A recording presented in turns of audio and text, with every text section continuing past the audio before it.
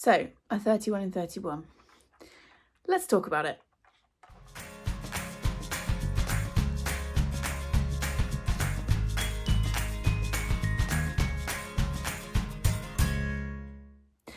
Hi guys, welcome back to the channel. Today I thought it would be a really good opportunity to get cozy. I've got one of my first cozy jumpers on of the season, and sit down and chat with you about the challenge that I set myself over August. In case you're new here, hi, I'm Victoria. Welcome, come on in. I will leave a couple of videos linked below, which will be my August TBR and my August vlogs, so you can see a little bit about the chaos that I am talking about today. But in August of 2024, I managed to complete 31 books in 31 days in August, which is probably my biggest reading flex ever. And I thoroughly enjoyed it. I just thought I'd do a little video to kind of finish off that project, because it's been such a massive focus for me this year. It's something that I decided to do basically at the start of the year. I did it in August because I'm a teacher, so I don't work in August. August is our month off, our full month off, and I knew it would be a good time to do it. And last August I read, I think it was like either 25 or 28 books. I feel like it was like the mid to high 20s, and that was out without even trying.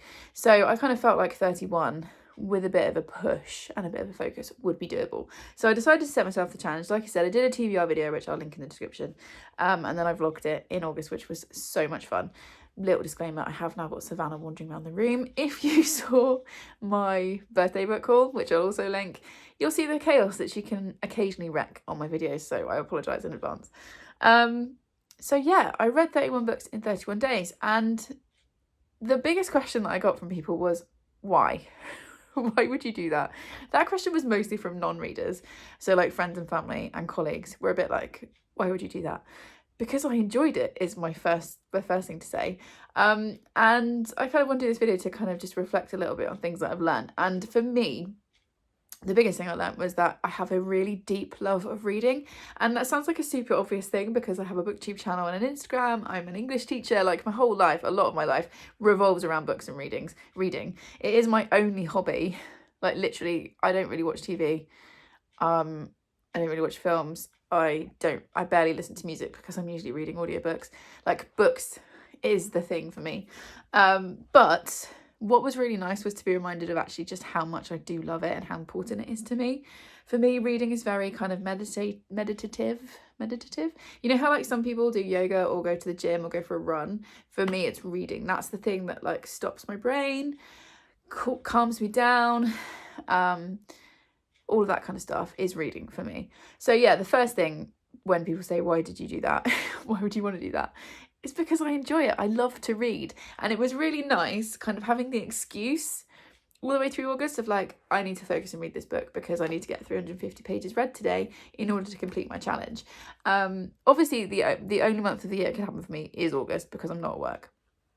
And another question I got from people was, would I do it again? Yes, absolutely, I would do it again. But I will only be able to do it next August because there just isn't time. I don't have the time or the energy when I'm teaching. So I'm filming this towards the end of September, and so far this month I think I've read 6 books, and it's like the 18th today, something like that, and I think I've read about 6 books. So obviously my reading drops off a cliff the rest of the year. I've also now got hiccups. Apologies.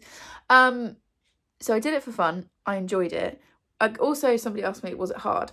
There were days, especially sort of in the middle of the month, where there are times I didn't feel like reading. I did have to push myself to read, but I am still glad I did that because ultimately, obviously, I enjoyed most of what I read and I completed the challenge. And for me, like, I am not, like I said, it's my one and only flex. I'm not sporty. I'm really not that intelligent. Like, I don't win things very often, and I don't kind of achieve things very often, except with reading. So like I said, like this is going to be my biggest flex forever and ever and ever. I'm also obviously not the only one. I did not create this challenge either. There are loads of people that do this all the time. I know Olivia Savannah has done it for years, has been doing 31s and 31s or 30 and 30s, depending obviously on the month. Bree from Four Paws and a Book has done it several times as well. I'll link her video where she talked about how she did it, because that was very much what inspired me to think, actually, I can have a go at this. And I'm sure that there are others. I know Chloe's attempted it a couple of times. So it's not in any way an original to me challenge. It's just something I was like, I want to have a go at that, and so I did. Then what's some of the other questions? You can tell I haven't scripted this video, can't you? It's just my usual, just sit and chat and drink out of my giant sippy cup. One of the other questions I got was, how did you do it? So for me, there are obviously lots and lots of different ways to do this, but for me the point was to read the oldest 31 books on my TBR. I'm not someone who has a particularly big TBR. It kind of sits around 50-ish books, which I know for like non-bookish people, it probably sounds like a lot. In terms of Booktube, that's a tiny TBR. That's obviously just personal preference. I like to keep my TBR small, relatively, because my reading taste changes and evolves quite a lot. This time last year was when I started getting into fantasy for the first time. I'm still very much enjoying fantasy, but I've now got romances entered the chat. So some of the books that I wanted to read, if I hadn't read them quickly, I might have gone off them. Plus, I want to be excited about the books I'm picking up. So I like to have a good turnover of fresh books, which means I need to read, like kind of keep up with my reading. So when I did the 31, there are lots of ways to do it, and perfectly valid ways to do it would be to read 31 short books. I just picked the next 31 books off my TBR and read those. I set myself a rigid TBR because I worked out the number of pages, which was about 10,500, and then worked out how many pages I would need to read each day, which then meant I had a page like goal in mind. So rather than sitting down, because some of the books were bigger than others, so rather than sitting down and thinking, I need to read this whole 500-page book today, I could sit down and be like, I only need to read 350 pages of this. Now, I realise reading that amount sounds like a lot to some people, and it was a lot to me. So my average reading pace is about 250 pages. Is that how I work it out? No, it's 150 pages a day normally is what I aim for. Obviously, I read way more at weekends and like less in the week, and that's fine because it averages out. So about 150 pages a day is normal for me in a month when I'm working. So to move up to 350 pages a day was a challenge, but one that I enjoyed. And by doing that, I then managed to finish all of the books on that TBR. One thing I wish I'd done, which I will do differently when I do it next year, because I'm just going to say it confidently, I will do it next year, is being much quicker to DNF books.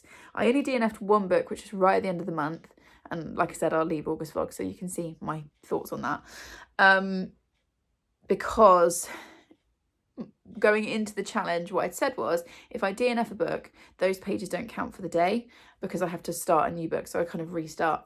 And what I should have done was been much quicker to DNF some of the like middling books that I read, because I think my average star rating for last month was like 3.5 stars, which is my lowest all year. So whilst my amount was obviously way above what I'd read in the rest of the year, my enjoyment on average was lower. I still read some cracking books, but my enjoyment was lower. So I think to improve things for myself next year, one thing I would do was to be quicker to DNF, as in like within the first 50 pages.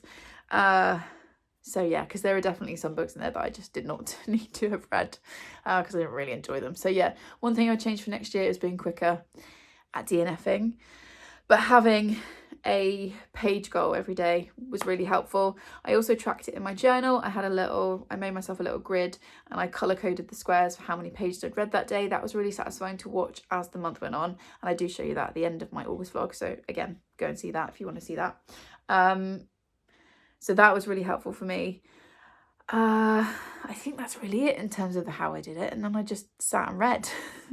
Like I said, I am really lucky to have the time to do that in August, and also kind of the ability to do it because I realised that not everybody reads as fast as I do.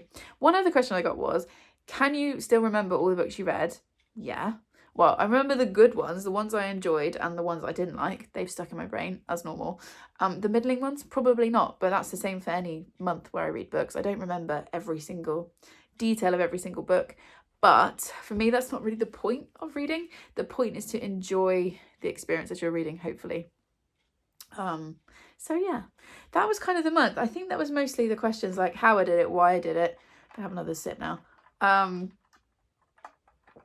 Would I do it again? Absolutely yes. Would I recommend it? I would recommend it if it's something you'd enjoy. It's not supposed to be a punishment. So if you think you'd enjoy that kind of challenge, then do it. You could also scale it down. So you could easily, sorry, Sav is now jumping from cushion to cushion, so I'm sorry if you could hear her.